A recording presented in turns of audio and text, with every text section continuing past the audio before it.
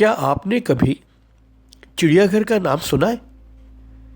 یقیناً آپ نے نہ صرف چڑیا گھر کا نام سنا ہوگا بلکہ آپ کبھی نہ کبھی چڑیا گھر ضرور گئے ہوں گے۔ ویسے ایک بات میری سمجھ میں آج تک نہیں آئی، چڑیا گھر میں مختلف اقسام کے جانور موجود ہوتے ہیں لیکن ہم اسے پھر بھی چڑیا گھر کہتے ہیں۔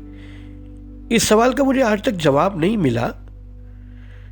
اس حوالے سے میں آپ کو ایک بڑی دلچسپ بات بتاؤں۔ تقریباً 2 سال پہلے میرا بیٹا ترکی گیا جہاں اس نے چڑیا گھر کی سیر کی۔ اس نے مجھے بتایا کہ ترکی زبان میں چڑیا گھر کو حیوان گھر کہتے ہیں۔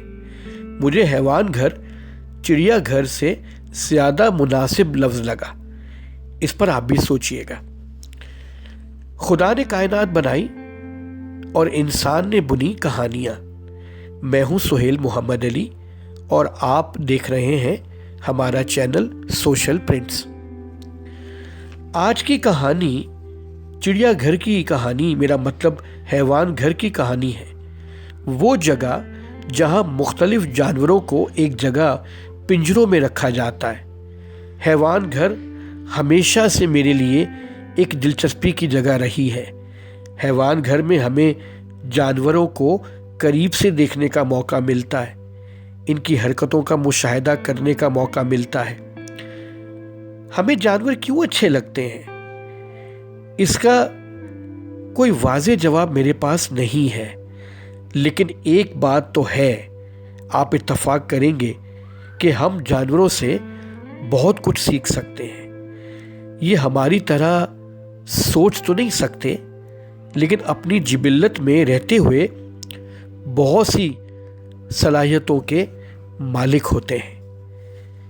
میں بچپن سے لے کر اب تک کئی بار حیوان گھر جا چکا ہوں، باوجود اس کے کہ ہمارے ہاں حیوان گھر کا منظر ایک ہی طرح کا ہوتا ہے۔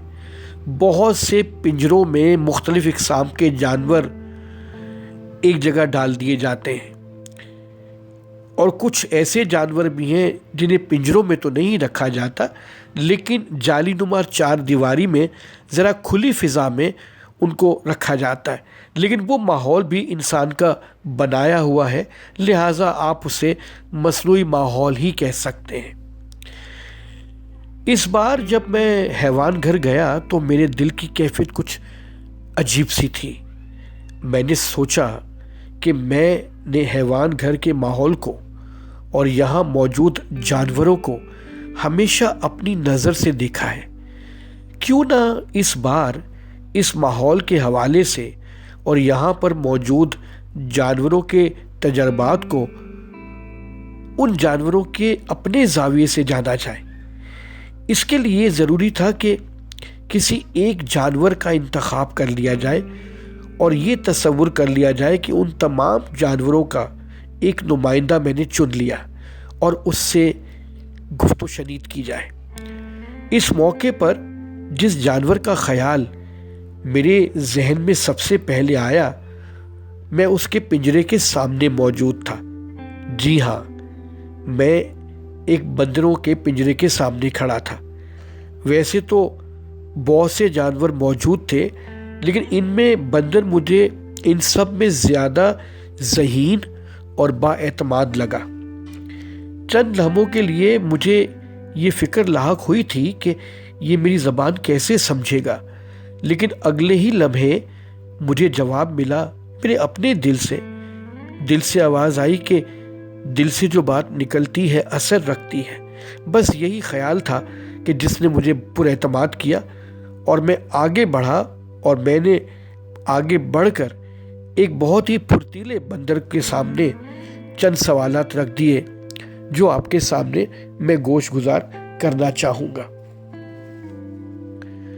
میں نے اس بندر کے قریب جاتے ہی پہلا سوال داغ دیا، کیا تمہیں اس بات کا احساس ہے کہ تم اس پنجرے میں قید ہو؟ اس نے میری طرف بڑی عجیب نظروں سے دیکھا، جیسے میں نے کوئی غلط بات کر دی ہو۔ وہ بولا، میرا تو خیال ہے کہ تم پنجرے میں ہو، تم میری طرف آ کر یہاں سے دیکھو تو تمہیں پتہ چلے گا۔ میں نے فوراً کہا، तुम्हारे तीनों तरफ दीवारें भी तो हैं।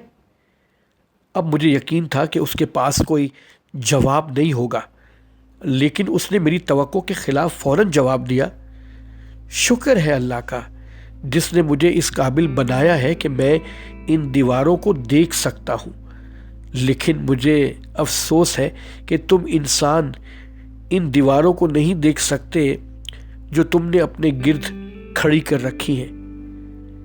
वो थोड़ी देर के लिए खामोश हो गया और फिर बोला, मैंने तो ये बात शरारतन कही थी। ये बात सच है कि मैं पिंजरे में हूँ और मुझ जैसे कई जानवर यहाँ पिंजरों में ज़िंदगी गुजार रहे हैं, लेकिन ये भी सच है कि तुम इंसान भी अपने अपने पिंजरों में बंद हो।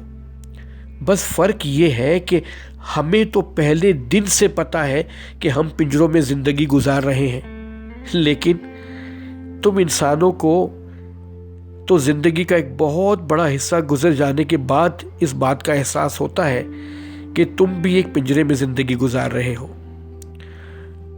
हम तो आज़ाद कर भी दिए जाएं तो भी हम अपनी फितरत में कैद रहेंगे, लेकिन तुम तो इंसान हो, तुम्हारे पास तो फैसला करने की ताकत है। तुम लोगों के पास तो हमेशा एक से ज़्यादा रास्ते होते हैं, लेकिन हैरत की बात यह है कि तुम आज़ाद पैदा होते हो लेकिन फिर अपने ही बनाए हुए पिंजरों में कैद हो जाते हो। ये कहकर उसने मेरी तरफ सवालिया अंदाज में देखा। क्या तुम्हें लगता है कि पाबंदियां जिंदगी पर असर अंदाज होती हैं? मैंने सवाल किया। हाँ, उसने बड़े यकीन से जवाब दिया। वो मजीद बोला, लेकिन याद रखना पाबंदियां दो तरह की होती हैं, एक वो जो कुदरत की तरफ से हम पर लगाई जाए, वो हुक्म इलाही है, उस पर जोर नहीं। दूसरी पाबंदियां वो है जो इंसान ने हमें कैद करके हम पर लगाई हैं। तुम इंसान यहाँ आते हो, हमें देखकर अपने लिए तफरी का सामान पैदा करते हो, लेकिन ये भूल जाते हो कि खुदा की हर मखलूक आज़ाद पैदा हुई है। जब इंसान यहाँ आते हैं तो तुम्हें देखते हैं, तुम्हें कैसा लगता है? मैंने पूछा। मेरे पास इसका कोई जवाब नहीं है, उसने बड़े आराम से जवाब दिया। हाँ, एक बात बड़ी दिलचस्पी की है। अक्सर इंसान यहाँ आकर हमारे साथ ऐसा सलूक करते हैं जिसकी वजह से हमें एक लम्हे के लिए ये ख्याल जहन में आता है कि ये पिंजरे से बाहर क्या कर रहा है। क्या तुम्हें लगता है कि तुम्हारी जिंदगी का कोई मकसद है? मैंने अगला सवाल किया। इस कायनात की हर शय का एक मकसद है। जहां तक हमारा ताल्लुक है, हम यहाँ इंसानों को तफरी मुहैया करने के लिए लाए गए हैं। शायद यही हमारी जिंदगी का मकसद है। लोग यहाँ आते हैं, हमारे साथ अपना वक्त गुजारते हैं और चले जाते हैं। ये कहकर उसने एक कलाबाजी खाई। क्या तुम्हें लगता है कि तुम्हारा इंसानों से कोई रिश्ता है? वो बोला, हाँ, हमारा इंसानों से बहुत गहरा रिश्ता है। हम एक ही खालिक की मखलूक हैं और एक ही ज़मीन के बासी हैं। हम दोनों का वजूद का दारो मदार एक दूसरे के साथ जुड़ा है। जंगल हमारा कुदरती मस्कन है, जहां हम अपनी जिंदगी गुजारते हैं। इंसान ने तो गांव और शहर बनाए और वहां बस गया। यहां तक तो सब ठीक है। तुम इंसान जब से आए हो इस जमीन पर, तुमने इस जमीन को बहुत नुकसान पहुंचाया है, लेकिन इंसान बाद में आया और उसने जमीन को ज्यादा मुश्किल में डाल दिया। ये कहकर वो चंद लम्हों के लिए रुक गया। उसका अंदाज शिकायती था। उसने मजीद कहा, हमने इस जमीन को अपनी माँ की तरह देखा है, लिहाजा कभी इसे नुकसान पहुंचाने की कोशिश नहीं की। तुम इंसान जब से आए हो, उस वक्त से फितरत अपनी मौत मर रही है। इंसान ने हमसे बहुत कुछ सीखा है।